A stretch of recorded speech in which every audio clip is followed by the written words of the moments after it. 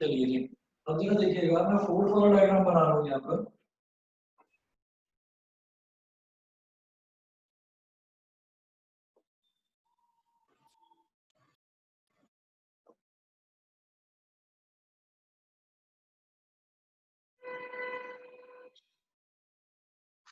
M N R, इधर है M, इधर है एन, और इधर है आर। और ए पर सिंगल आर्क दे रखा है, बी पर डबल आर्क दे रखा है, और सी पर दे रखा है ट्रिपल आर्क। ए बी और सी इस तरीके से दे रखी है वैल्यू। और एम एन आर, तो एम पर दे रखा है सिंगल आर्क, आर पर दे रखा है डबल आर्क, और एन पर दे रखा है ट्रिपल आर्क। 1 2 3। एम एन की वैल्यू दे रखी है 4 सेंटीमीटर, एम आर की वैल्यू दे रखी है 4.5 सेंटीमीटर, और आर एन की वैल्यू दे रखी है 5 सेंटीमीटर। ठीक है, ये गिवन है। अब इसके बाद में मुझे ये बताना है कि ये दोनों जो ट्रायंगल है, ये वाला जो पेयर है, ये कॉन्ग्रुएंट है या नहीं है, ये चीज बतानी है। तो जरा देखिएगा, सबसे पहले मैं जो एंगल्स हैं, मैं कॉरस्पॉन्डिंग एंगल्स को आमने सामने लिखता हूँ कॉरस्पॉन्डिंग पोजीशंस पर। जैसे यहाँ ए पर दे रखा है सिंगल आर्क, यहाँ एम पर दे रखा है सिंगल आर्क, तो मैं इधर पहले लिखूंगा ए और इधर लिखूंगा एम। फिर डबल आर्क, डबल आर्क क्या दे रखा है, मतलब single arc, double arc, triple arc, क्या हो गया ए बी सी। तो सीधा सीधा पहले मैंने यहाँ लिख दिया ए बी सी। तो अब पहली पोजीशन पर लिखा है सिंगल आर्क वाला, तो पहली पोजीशन पर सिंगल आर्क वाला एम, डबल आर्क वाला दूसरी पोजीशन पर यानी कि आर, और ट्रिपल आर्क वाला तीसरी पोजीशन पर यानी कि एन। यहाँ ट्राइंगल का साइन बनाइए, यहाँ ट्राइंगल का साइन बनाइए, और बीच में कॉन्ग्रुएंसी का साइन ऐसे ही लगा दिया अभी मैंने, अभी लगा दिया। फिर यहाँ मुझे ये तो समझ में आ गया कि एंगल ए एंगल एम के इक्वल है, एंगल बी एंगल आर के इक्वल है, और एंगल सी एंगल एन के इक्वल है। अब कोरस्पॉन्डिंग साइड्स देखेंगे तो पहला दूसरा अल्फाबेट क्या है, ए बी, और इसका पहला दूसरा अल्फाबेट है एम आर। तो A B is equal to M R, मैंने ऐसे ही लिख दिया कि A B is equal to M R. Check करूंगा, ए बी की वैल्यू है 4.5 और एम आर की वैल्यू भी 4.5, तो बिल्कुल ठीक है, इसका मतलब दोनों ही 4.5 के इक्वल, ये बिल्कुल ठीक है। उसके बाद नेक्स्ट होगा हमारा दूसरा तीसरा, दूसरा तीसरा है बीसी, और इसका दूसरा तीसरा है आर एम। सेमी कॉलन लगाकर लिखिए BC is equal to R M. मैंने लिख दिया कि दोनों इक्वल है। अब चेक करूंगा बीसी कितना है 5, और आर एम कितना है, ये भी 5, तो इज इक्वल टू 5। फिर अब पहला और तीसरा देखेंगे, एसी और एमएन। तो एसी कितना है, एसी है 4, और एमएन भी 4, तो AC is equal to MN, ये भी हो गया दोनों के दोनों 4 के इक्वल। तो ये कॉन्ग्रुएंट हो गए दोनों ट्रायंगल। बताइए समझ में आ गया सभी बच्चों को? सर ये करना नहीं है ना? नहीं नहीं, ये आप लोगों ने होमवर्क में किया था। यस सर, भेज भी दिया। तो अब आप अपना होमवर्क जो आपने करा है उससे मैच करके देख लीजिए, ये आंसर ठीक है, कॉन्ग्रुएंट आए थे दोनों। Yes sir. कॉन्ग्रुएंट आए थे इंदर, देखो जरा। Yes sir. ठीक है, तो ये मैंने फर्स्ट को और फोर्थ को कंपेयर करा है, फर्स्ट को और फोर्थ को कंपेयर करा है। Aditya, yes sir. बेटा समझ में आ गया जो बताया? Yes sir. ठीक है, दिव्यांशी यस सर। क्लियर है ना? चलिए अब मैं फर्स्ट को फिफ्थ फिगर को कंपेयर करता हूँ, फर्स्ट को और फिफ्थ को। ठीक है, तो चलिए जो फिफ्थ वाली देखते हैं।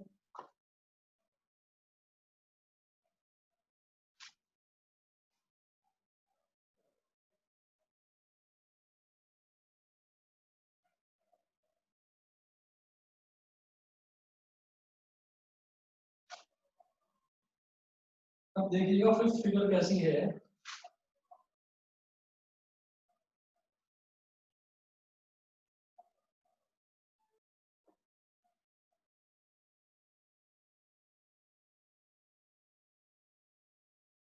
यहाँ पर है एस टी यू, ये है एस, ये है टी और ये है यू, और तीनों की साइड्स कितनी दे रखी है 5 सेंटीमीटर, 5 सेंटीमीटर और 5 सेंटीमीटर। हम ये बोलेंगे कि इसकी तीनों साइड्स 5 सेंटीमीटर है, लेकिन इसकी सिर्फ एक साइड 5 सेंटीमीटर है, बाकी दोनों 4 और 4.5 है, और एंगल भी इक्वल नहीं दे रखे हैं। तो जब एंगल भी इक्वल नहीं दे रखे और कोरस्पॉन्डिंग साइड्स भी कहीं पर इक्वल नहीं दिखाई दे रही है, तो मैं बोलूंगा कि triangle ABC is not congruent to triangle STU. Okay, since no angles and no sides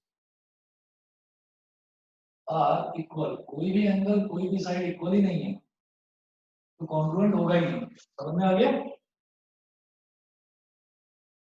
समझ में आ गया सभी को? Yes sir. Yes, sir. चलिए जी।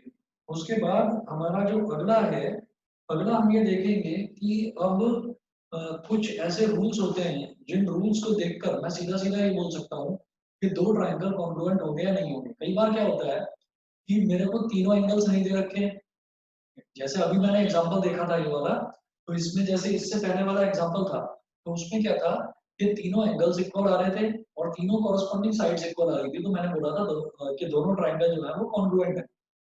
अब अगर मान लीजिए मुझे सारे एंगल्स ना दे रखे हों, सारी साइड्स की वैल्यू ना दे रखी हो, तो क्या क्या रूल्स मैं यूज करके ये बता सकता हूँ कि ट्रायंगल कॉन्ग्रुएंट है या नहीं है, तो वो देखते हैं। ये ना बेटा, और आप हेडिंग डालिएगा criteria for congruence of triangles.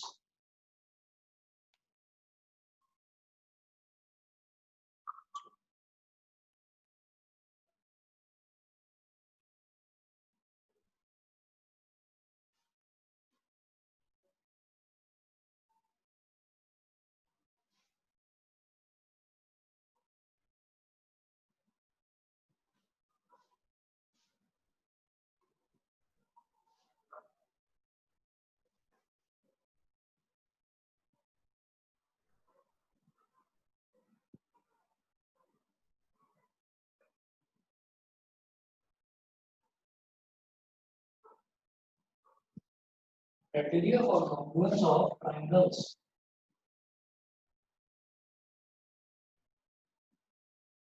यहाँ से नोट करना शुरू करिए आप लोग।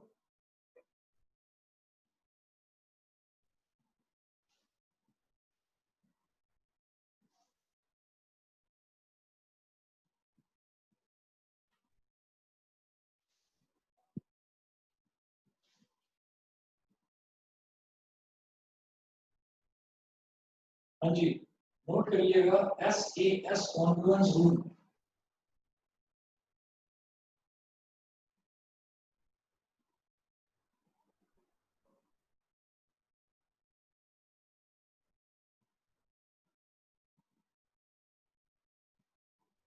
SAS congruence rule.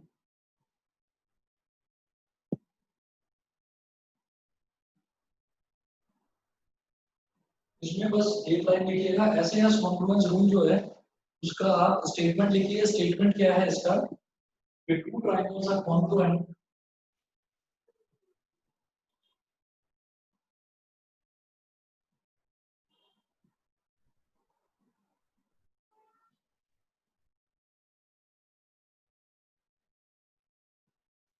two triangles are congruent if two sides and the included angle.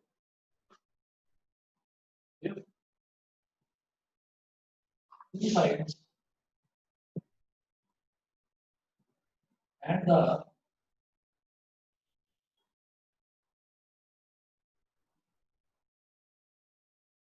two triangles are congruent if two sides and the included angle, if two sides and the included angle of one triangle of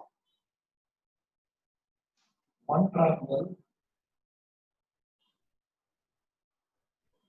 are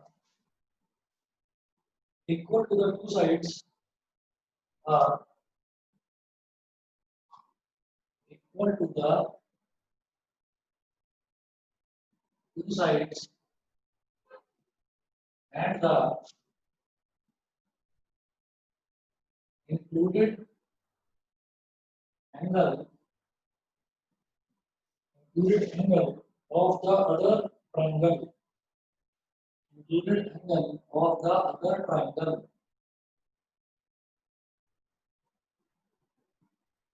अब दो triangles बना लीजिए यहाँ पर।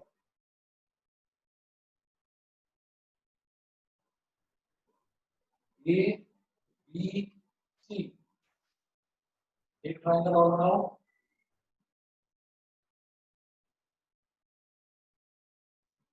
B E F, ये भी मान लीजिए डी के इक्वल दे रखा है और ए सी डी एफ के इक्वल दे रखा है, और दोनों के बीच का जो एंगल है यानी कि इंक्लूडेड एंगल वो इक्वल दे रखा है। सिग्नल आर, इस पर भी सिग्नल आर, इस पर भी सिग्नल आर, इसका मतलब angle A is equal to angle D. इस पर भी सिंगल लाइन, इस पर भी सिंगल लाइन, इसका मतलब AB is equal to DE। इस पर भी डबल लाइन, इस पर भी डबल लाइन, मतलब AC is equal to DF। तो अगर ये सब कुछ दे रखा हो मेरे को, आप यहाँ पर बोलेंगे कि सारी चीजों की जरूरत नहीं है, सारी वैल्यूज की जरूरत नहीं है। अगर सिर्फ इतना भी दे रखा हो ना, जैसे यहाँ लिखेंगे हम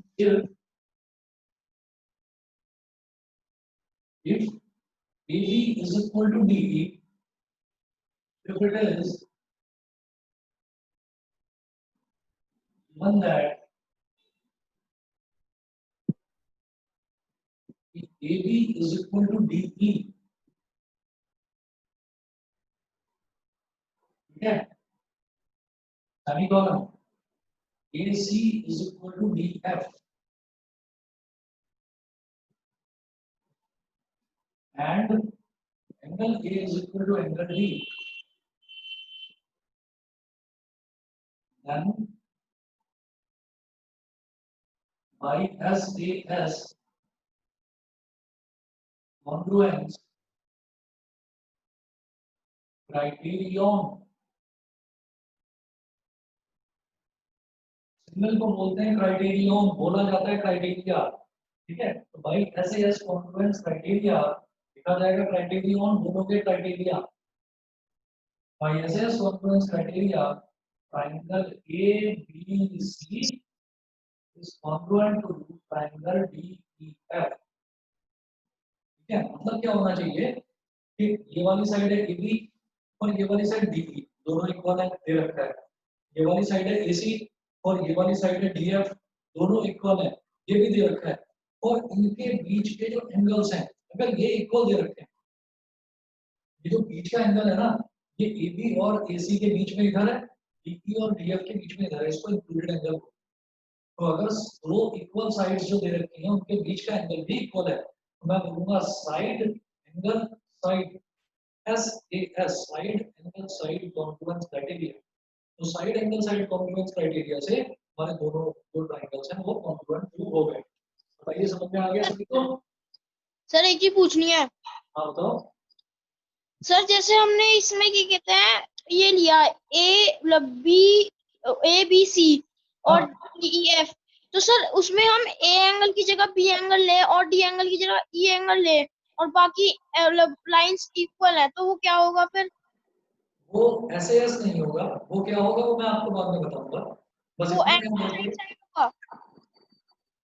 यहाँ पर एक एंड साइड है, इसके इक्वल ये वाली साइड, इसके इक्वल, और इन दोनों साइड्स जो इक्वल साइड्स दे रखी हैं इनके बीच का एंगल इक्वल दे रखा है, तो मैं बोलूंगा साइड एंगल साइड। अब अगर कोने का एंगल दे रखा होगा तो उसके लिए क्या बोलेंगे वो मैं बाद में बताऊंगा।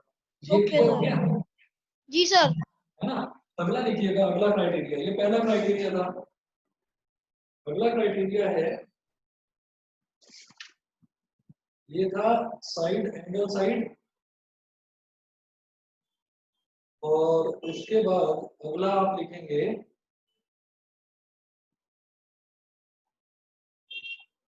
ASA angle side angle.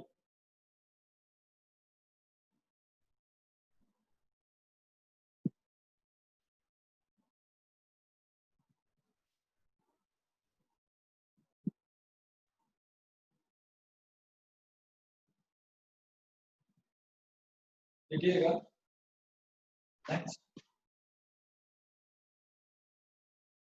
Angle side angle A से congruence rule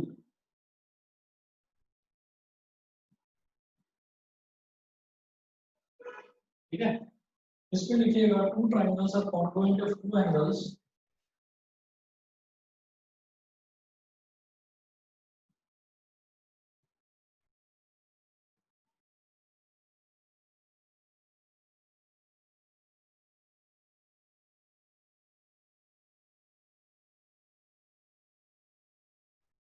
two triangles are congruent if two angles and the included side of one triangle if two angles and the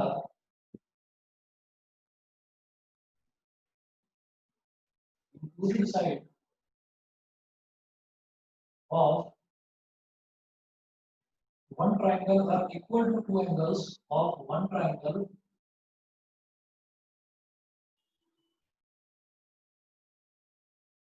are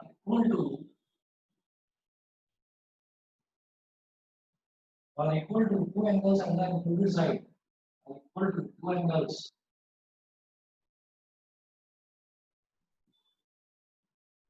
and the included side are equal to two angles and the included side of other triangle.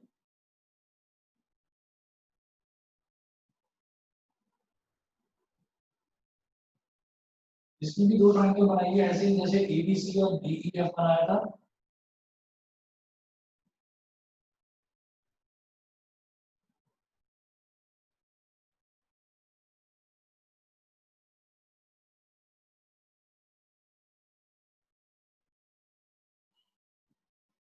ये वाला हो गया ए B सी, ये हो गया D E और F, ABC DEF ठीक है। अब इसमें मान लीजिए एंगल साइड एंगल, इसमें मान लीजिए मुझे ये दे रखा है कि ये वाला एंगल इस वाले एंगल के इक्वल है, सिंगल आर्क बनाओ सिंगल आर्क बनाओ, और ये वाला एंगल डबल आर्क बनाया यहाँ पर, तो यहाँ पर भी डबल आर्क लगा दिया। इसका मतलब क्या कि ये वाला एंगल इस वाले एंगल के इक्वल है, और ये जो बीच में इन दोनों एंगल्स के बीच में जो साइड है, इन दोनों एंगल्स के बीच में जो साइड है, ये दोनों साइड भी इक्वल दे रखी है, तो हम बोलेंगे एंगल साइड एंगल। तो angle side angle congruence criteria से ये दोनों ट्रायंगल्स भी कॉन्ग्रुएंट हो जाएंगे ठीक है। तो हम यहाँ लिखेंगे it is given that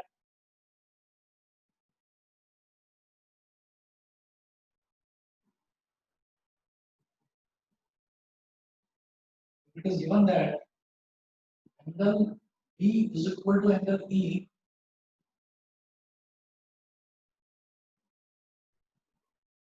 and angle C is equal to angle F and side जो है ये BC is equal to EF, BC is equal to EF, then by angle side angle ASA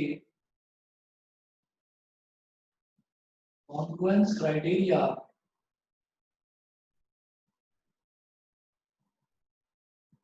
triangle ABC is congruent to triangle DEF। ABC triangle और DEF triangle एक दूसरे के congruent हो जाएंगे। Note करिए सभी।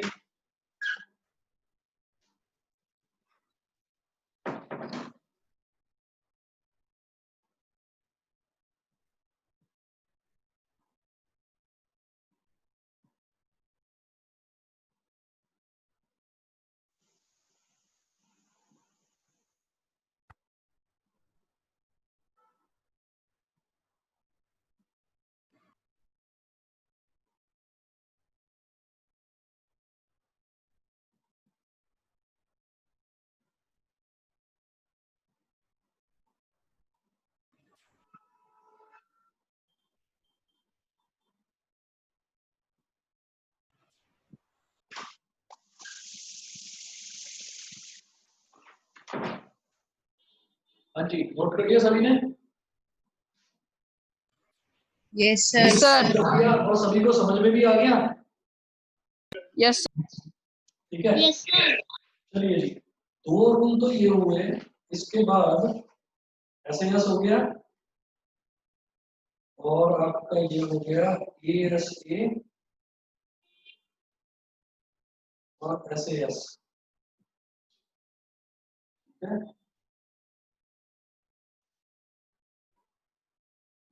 उसके बाद आप लिखेंगे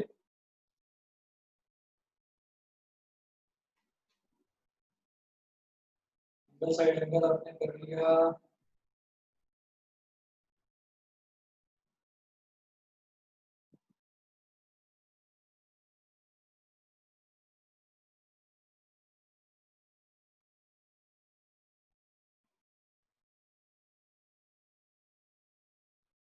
अब आप एक काम करिए, अभी मैंने दो रूल्स लिखवाने हैं, आप तीसरा रूल एक और नोट करिएगा, ये है double A S congruence rule, A S third, A S congruence rule, A S congruence rule. A S का मतलब क्या है कि कोई दो एंगल अगर इक्वल होंगे, कोई दो एंगल अगर इक्वल है और तीसरी कोई भी साइड अगर इक्वल है, समझ रहे हैं, कोई दो एंगल इक्वल है और तीसरी कोई भी साइड इक्वल है, मैं उसको बोलूंगा डबल ए एस। देखिए, two triangles are congruent,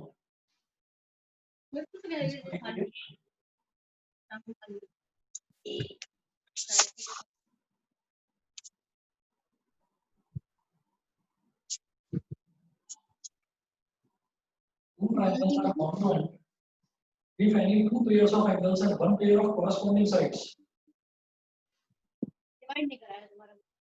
If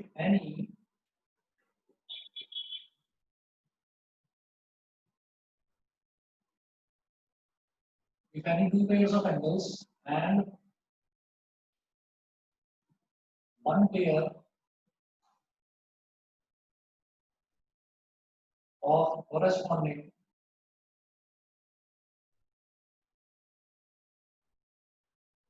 sides are equal,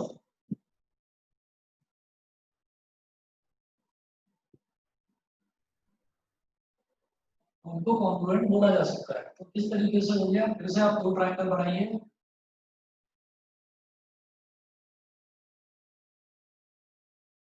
ये हो गया ए बी सी, दूसरा triangle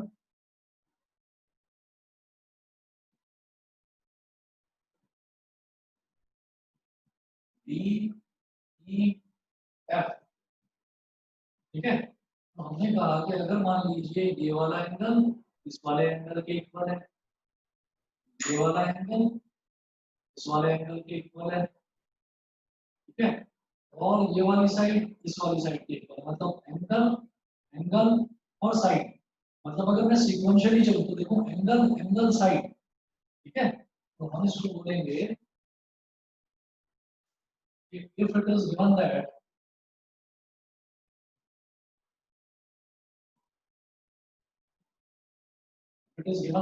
angle A is equal to angle B semicolon, angle B is equal to angle E, okay, and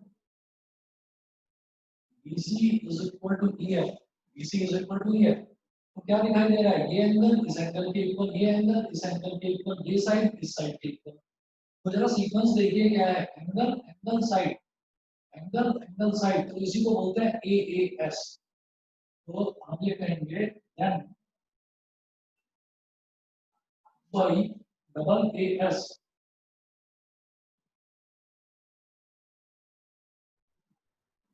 then by double AS congruence criteria दिखाई दे रहा है सभी बच्चों को नीचे तक, दिखाई दे रहा है? Yes, sir. Yes, sir. ABC is congruent to triangle DEF, ABC is congruent to triangle DEF। और एक चौथा रूल लिखिएगा।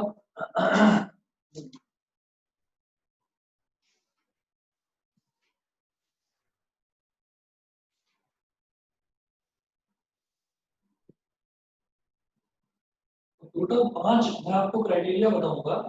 या चलिए एक काम करिए, चलो लिख ही लो, अभी लिख लो, इस सारे रूल्स एक साथ ही हो जाएंगे, फिर सीधा सीधा क्वेश्चंस करने का काम रह जाएगा हमारा।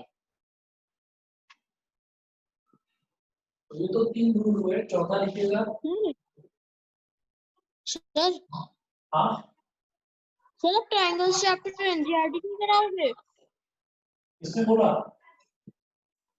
नहीं सर मुझे लगा है सर। पहले एनसीईआरटी कराएंगे और साथ में जो आरडी के क्वेश्चंस हैं वो भी आपको बताऊंगा कि कौन कौन से करने हैं। आरडी में बहुत सारे दे रखे हैं जो सारे काम के नहीं है, जो काम के हैं वो मैं बता दूंगा, ठीक है? हाँ तभी मैं सोचूं आप स्टार्टिंग में एनसीईआरटी से कराते हो। हाँ चलिए जी, अब लिखेंगे हम अगला 1 2 3 रूल्स हो गए, चौथा रूल लिखिएगा triple S congruence rule.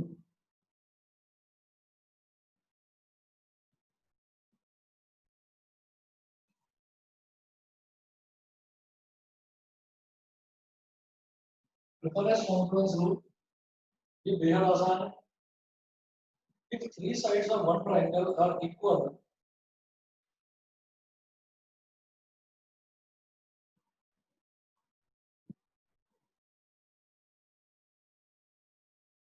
if 3 sides of one triangle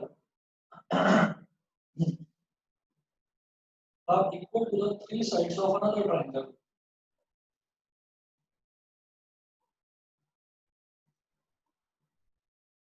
are equal to the 3 sides। Sir बोलो। सर जो ये होता है एसएसएस कॉन्ग्रुएंसी, ये तो वही होता है ना राइट एंगल ट्रायंगल का, ओ इक्विलेटरल ट्रायंगल का। यस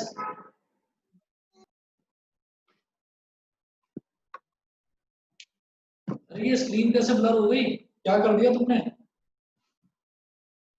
मैंने कुछ नहीं किया सर। वेट करो 1 मिनट, मेरे में ठीक आ रही देखता हूँ। है। ठीक आ रही है। हाँ अब ठीक है। अब हमारी गई। सब ब्लर आ रही है अब। सर अब ब्लर आ रही है। 1 मिनट में ठीक आ जाएगी। हो अभी गई ठीक? हो गई आ हो गई। गई सर, हो गई। If 3 sides of one triangle are equal to the 3 sides of another triangle,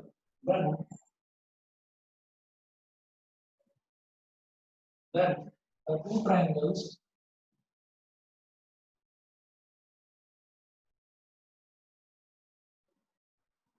are congruent। Triangle बनाएंगे 2, एक इधर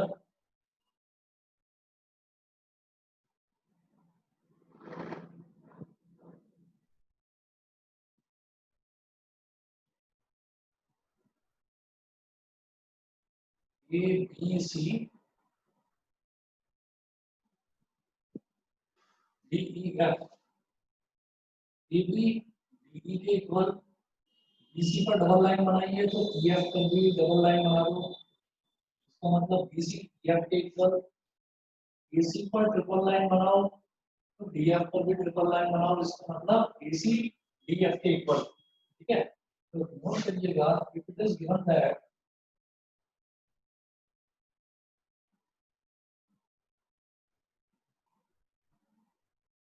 सर हाँ सर ये तो 8th में भी पढ़े थे। हाँ तो क्या हो गया, दोबारा पढ़ लो।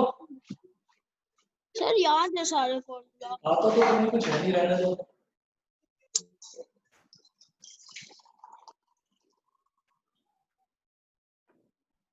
If it is given that AB is equal to DE, BC is equal to EF, and AC is equal to DF, then by side triple S congruence criteria triangle ABC is congruent to triangle DEF. ABC is congruent to triangle DEF. ये चौथा criteria हुआ.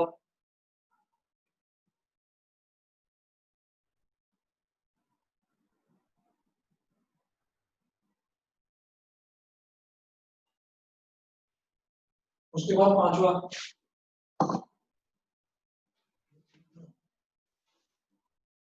बताओ ये पांचवा क्या होता है? Sir triple A नहीं होता. Sir RHS RHS. हाँ सर RHS RHS होता है. ट्रिपल ए नहीं होता. ट्रिपल ए आप पढ़ोगे 10th क्लास में. वो कॉन्ग्रुएंसी के लिए होता ही नहीं है क्राइटेरिया, याद रखना.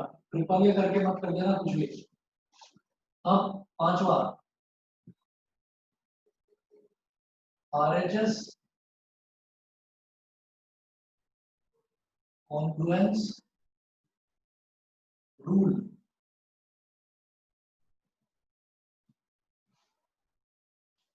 RHS congruence rule. If in two right triangles, ये सिर्फ right triangles के लिए applicable है, ठीक है? If in two right triangles,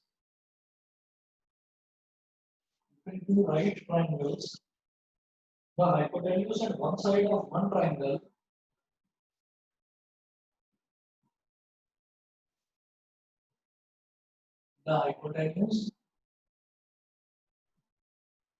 and one side of one triangle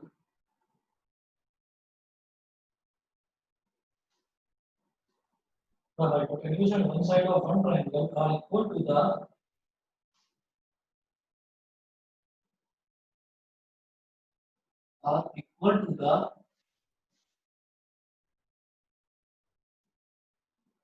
hypotenuse and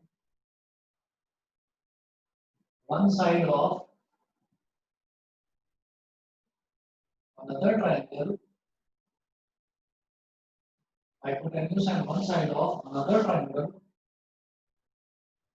Then the two triangles are congruent. Then the two triangles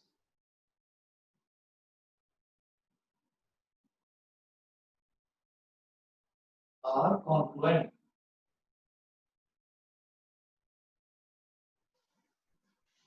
And the two triangles are congruent. ठीक है?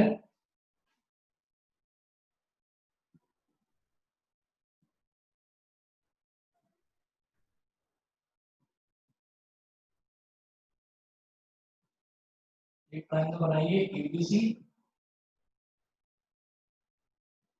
90 degree वाला angle है.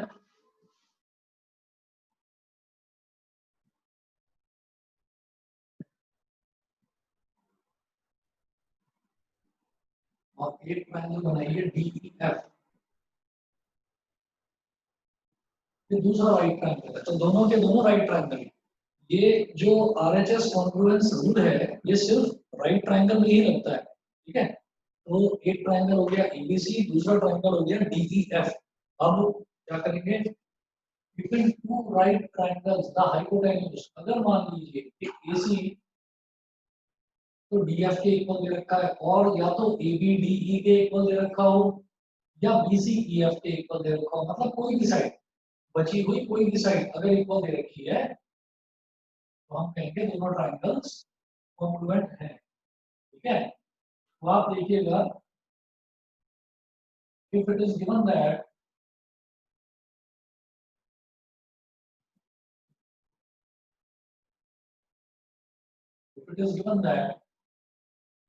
in right triangles, if it is given that in right triangles, triangle ABC and triangle DEF F,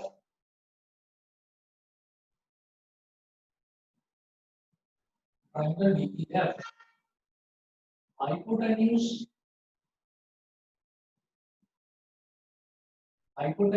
AC दूसरे का भी तो hypotenuse है 90 degree के सामने वाली जो साइड होती है उसको तो हाइपोटेन्यूज बोलते हैं। तो पहले ट्रायंगल का हाइपोटेन्यूज और दूसरे ट्रायंगल का हाइपोटेन्यूज दोनों इक्वल दे रखे हैं, इसी इज इक्वल टू DF ये दे रखा है, ठीक है। और राइट एंगल एनी साइड मैंने कहा कोई भी साइड, जैसे जैसे BC और EF ये इक्वल दे रखा है, BC is equal to EF दे रखा है। और पहले से ही मैंने एक चीज तो बोल ही दी कि ये दोनों ट्रायंगल राइट ट्रायंगल है, तो वो 90 डिग्री वाला तो बोलने की हमको जरूरत ही नहीं है। तो हम ये कहेंगे कि हाइपोटेन्यूज इक्वल है और एक साइड इक्वल है, और राइट ट्रायंगल तो वो नहीं, तो क्या हो गया, राइट एंगल हाइपोटेन्यूज और साइड RHS, तो बोलेंगे भाई RHS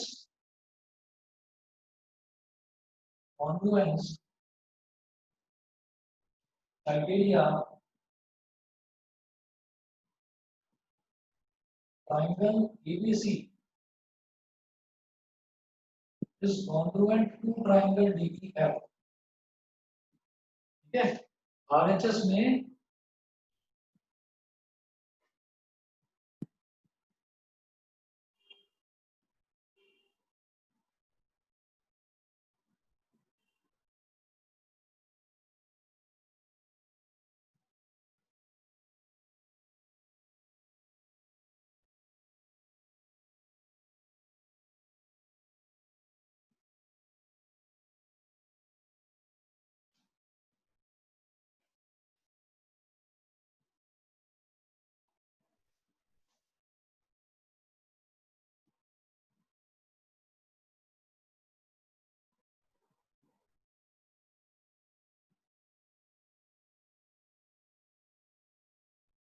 triangle ABC is congruent to triangle DEF, तो अब हम क्या करेंगे कि RHS में R is for right angle and H is for hypotenuse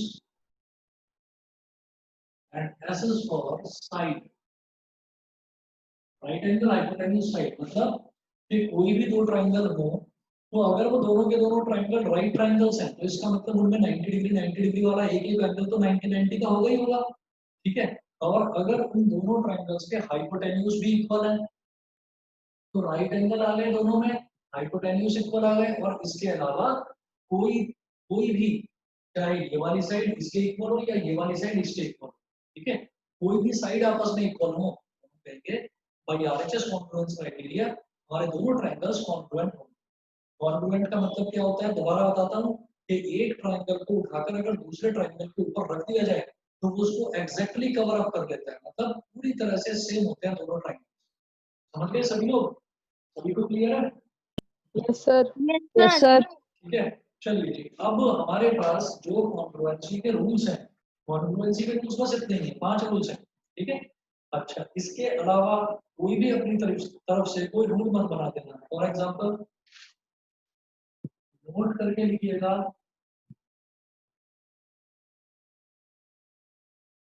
there is no such rule called SSA और ASS। तो SSA या ASS नाम का कोई रूल नहीं है।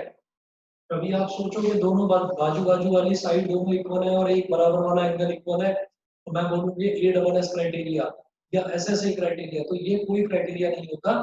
क्राइटेरिया मेरे पास क्या क्या है, एक तो दो साइड्स के बीच में एंगल SAS, ठीक है, SAS हो गया, दूसरा ASA हो गया, तीसरा डबल AS हो गया, चौथा ट्रिपल S हो गया, और पांचवा हो गया RHS।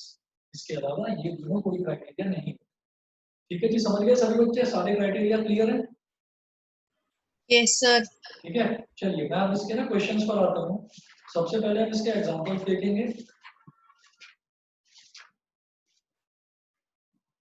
आप आ जाइए पेज नंबर 113 पर, पेज नंबर 113, और 113 पर बिल्कुल नीचे दे रखा है एग्जाम्पल नंबर 1। तो पहले मैं उसकी बात करता हूँ, ये क्वेश्चंस कैसे आते हैं, मुझे किस तरह से करने होंगे।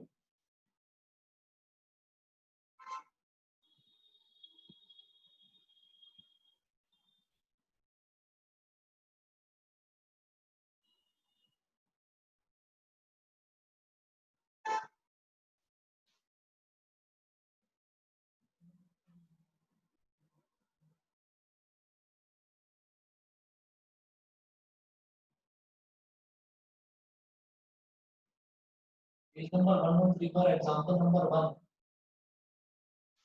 एग्जाम्पल नंबर 1 में है in figure 7.8 OA is equal to OB and OD is equal to OC, show that triangle AOD, ठीक है। The given figure OA is equal to OB and OD is equal to OC, OA is equal to OB and OD is equal to OC, ये figure दे रखी है।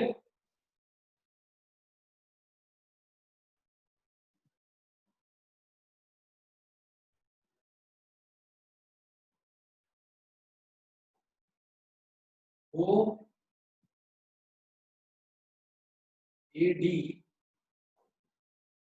और ऊपर है B और C,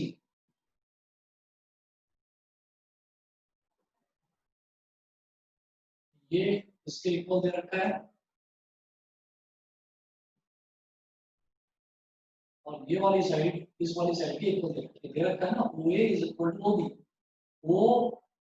OA is equal to OB and OD is equal to OC, ये given है। Show that sir हाँ सर एंगल जो है वो भी मतलब कॉमन हो जाएगा वो तो, और हमारा लग जाएगा ये AOA कोई कॉमन और एंगल नहीं है इसमें। AS AS।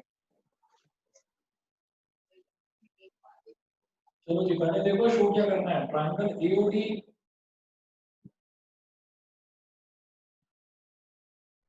is congruent to triangle BOC। First part तो ये है, सेकंड पार्ट देखिएगा। सेकंड पार्ट में है कि मुझे प्रूव करना है AD is parallel to BC, AD is parallel to BC, second part में ये प्रूव करना है।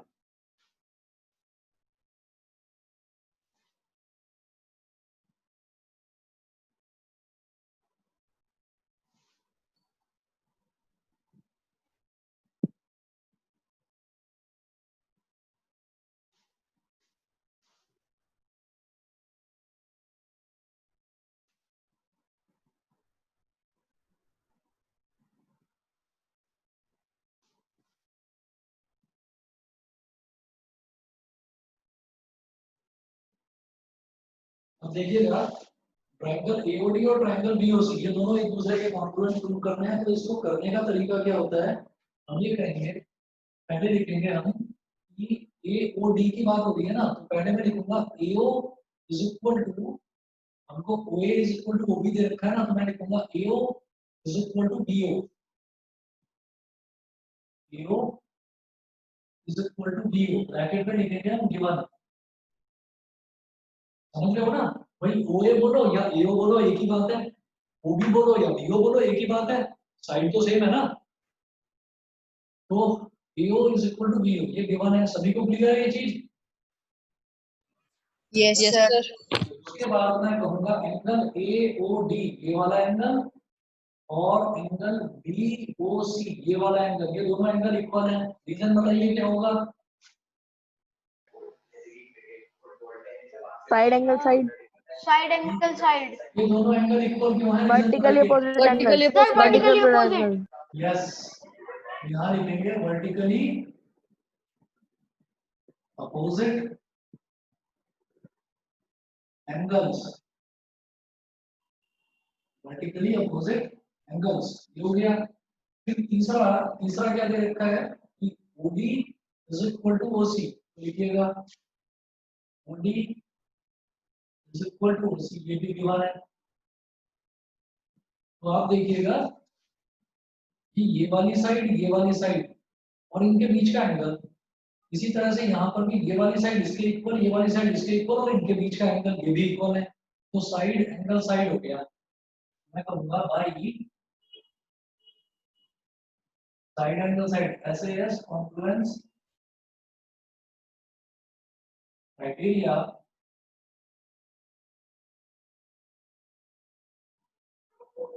by SAS confluence criteria, triangle AOD is congruent to triangle DOC. आपको समझ में आ गया?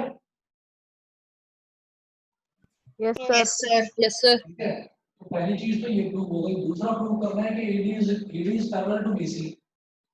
तो सेकंड पार्ट में to prove AD is parallel to BC, ये चीज प्रूव करनी है। तो हम यहाँ लिखेंगे since we have proved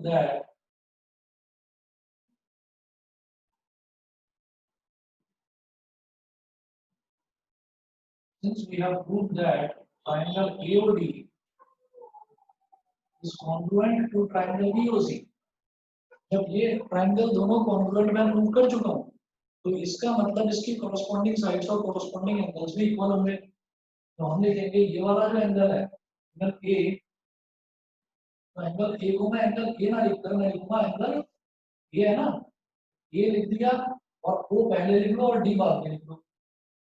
मतलब जो भी एंगल है एंगल को बीच में लिया जाता है हमेशा। तो angle A is equal to angle B होगा। तो मैं exactly angle A is equal to angle B ना लिखकर मैं angle OAD is equal to angle यहाँ पर क्या लिखूंगा एंगल OBC। ये मेरी बात समझ में आ गई आप लोगों को? ये एंगल वाला जो अल्फाबेट होता है उसको बीच में लिखा जाता है हमेशा। तो पहली पोजीशन पर यहाँ अल्फाबेट क्या है ए और यहाँ पहली पोजीशन पर अल्फाबेट क्या है बी। तो कॉरस्पॉन्डिंग एंगल्स इक्वल होते हैं, है ना, क्योंकि दोनों ट्रायंगल कॉन्ग्रुएंट में प्रूव कर चुका हूँ। इसका मतलब एंगल ए एंगल बी के इक्वल होगा। मैं एंगल ए और एंगल बी ना लिखकर मैं लिखूंगा जो भी अल्फाबेट होता है ना उसको बीच में ले लेते हैं।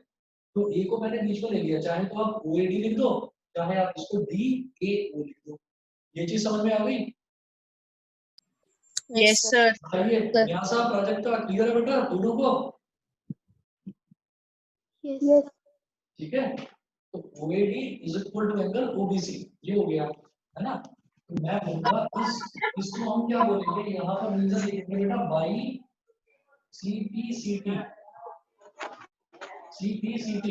CPCT का मतलब होता है Parts of congruent triangle. हाँ Congruent parts of congruent triangle. corresponding parts of congruent triangles। corresponding parts of congruent triangles ये इक्वल होते हैं। और अब आप ये देखिएगा कि जब ये वाला एंगल ए और एंगल बी इक्वल है, ये वाला एंगल और ये वाला एंगल इक्वल है, तो मुझे क्या दिखाई दे रहा है? मैं क्या बोल सकता हूँ इस चीज को? मैं इस चीज को ये कह सकता हूँ कि AD BC के पैरेलल होगी वेयर BA या AB is transversal.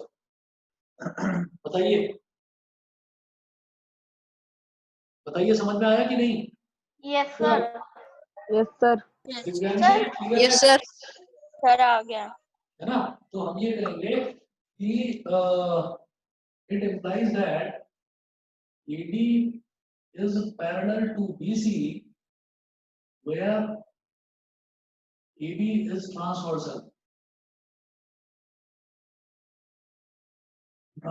because angle OAD and angle OBC are acting as alternate interior angles। और alternate interior angles जब इक्वल होते हैं that means ये जो लाइंस हैं वो पैरेलल हैं। बताइए समझ में आ गया सभी को? Yes, sir. Yes, sir. चलिए आगे के क्वेश्चन मैं अभी इसमें कराऊंगा अभी आपको आज कोई होमवर्क नहीं दे रहा हूँ, आगे के क्वेश्चंस कराऊंगा, कल भी मैथ से करेंगे हम लोग, ठीक है। चलिए जी, आज के लिए बस इतना ही। सर आज कोई Thank होमवर्क you, नहीं है? sir. आज के लिए कोई होमवर्क नहीं है, किसी किसी दिन किसी दिन आराम भी किया करो, थैंक यू ठीक सर। है। Thank you Thank sir. you, sir. Thank you, sir. चलिए, ओके ओके।